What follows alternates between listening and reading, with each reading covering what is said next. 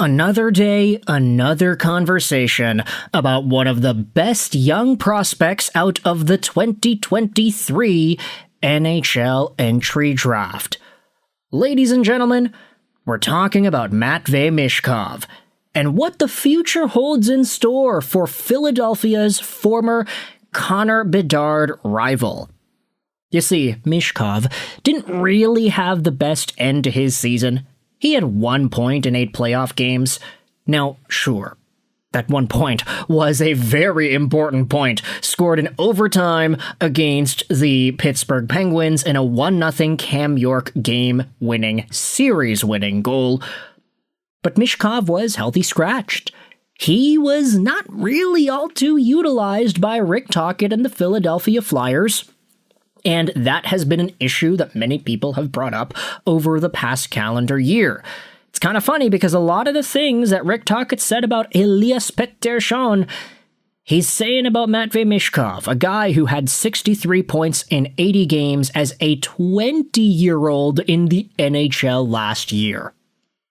But now, I wanted to turn your attention to this article on dailyfaceoff.com posted by Anthony DeMarco, whom, if I'm not mistaken, he's a guy who does beat reporting for Philadelphia. He posted this piece, Where do the Flyers and Matvei Michkov go from here? And within, you've got a lot of context. So this is a great opportunity for us to just get the scoop and also see the latest on Michkov trade talk, because there's a pretty interesting update of that specifically in this piece right here. When the Flyers were eliminated by Carolina on Monday, they received a standing ovation from the home crowd at Xfinity Mobile Arena, despite bowing out in a 4-game sweep. So it's fair to say the Lions' share of the fan base feels similarly that, hey, the team actually surprised and they made the playoffs, and that's really great. Despite the successful season for Philadelphia, a negative narrative has once again clouded over everything else: the Michkov situation. Michkov, 21, was scratched for the 4th and final game versus Carolina, 2 weeks following his benching in Game 5 versus Pittsburgh. The move was obviously an unpopular one given Michkov's pedigree, being drafted 7th overall in 2023, and his undeniable raw talent. The benching was even more frustrating when you consider the Flyers' offensive woes during the playoffs. Unable to score more than 3 goals in any game during the second round and ranking second last amongst all playoff teams in expected goals per 60 per Money Puck. Yet while the move to scratch Michkov was definitely questionable on the part of head coach Rick Tocchet, it was far from unwarranted, given the player's on-ice play and production.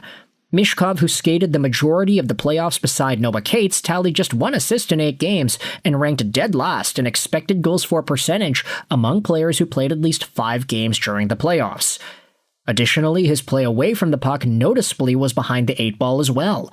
His foot speed was lacking, he coughed up pucks often when the stick checked, he struggled to win board battles, his defensive awareness was far from satisfactory, and I don't necessarily agree with the way the article is portraying Michkov. Like, yes, all of these things are objectively bad.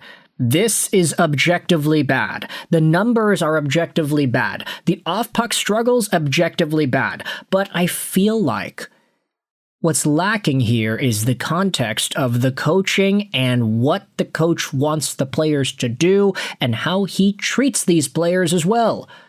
It's so weird to me how Rick Tocchet has a specific style of coaching that has seen Andrei Kuzmenko, Elias Pettersson, Matvei Michkov, heck, even Clayton Keller back in the day, all struggle under the Rick Tocchet system. It's almost like the guy coaches out the skill and the talent out of these players. And I find it strange how some of the Americans succeed, like the Trevor Zagrases of the world, and the others, like Clayton Keller, they have a pretty difficult time. The Europeans, though, oh yeah, they always have a tough time. Michkov, Kuzmenko, Pettersson. Boom, boom, boom. Big 3 examples there.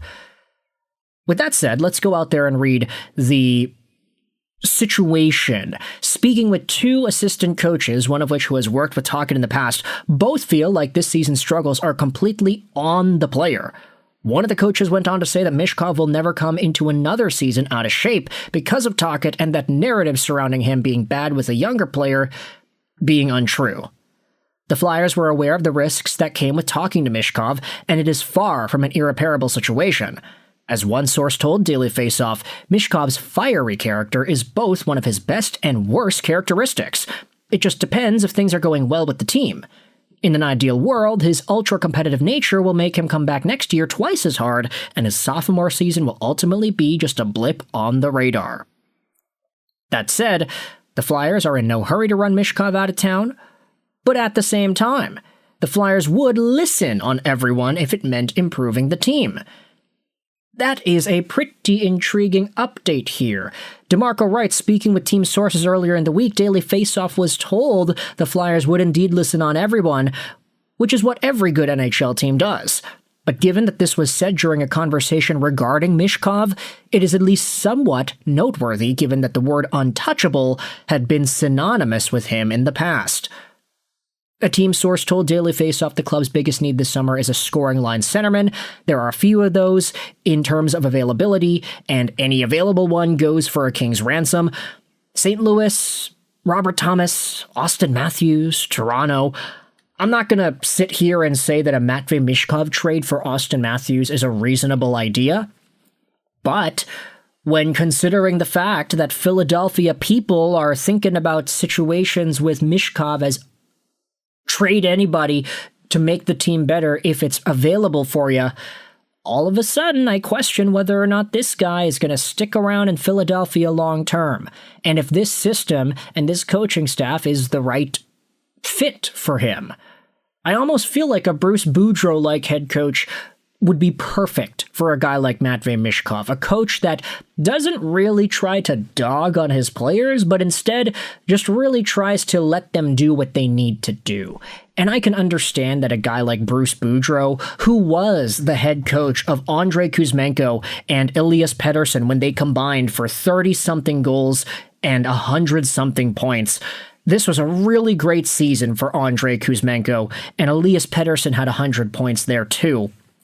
The coaching staff just let them do what they needed to do. There wasn't any bogging them down. There wasn't any dragging them down and holding them accountable because, oh, they're too fat or whatever.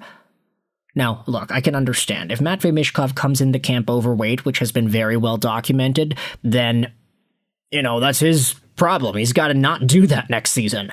But I feel like getting off on the wrong foot with Rick Tocchet as a ultra-skilled, competitive Russian dude was setting up everything for failure in that regard. When thinking about this guy and his profile and what he was supposed to be, Rick Tocchet is just not the guy to coach this kind of player. And I don't know, that's just the way I'm seeing it here. I think Philadelphia Flyers fans will talk about their frustration with this guy not being in the lineup, but still acknowledge the fact that he was not great in the postseason.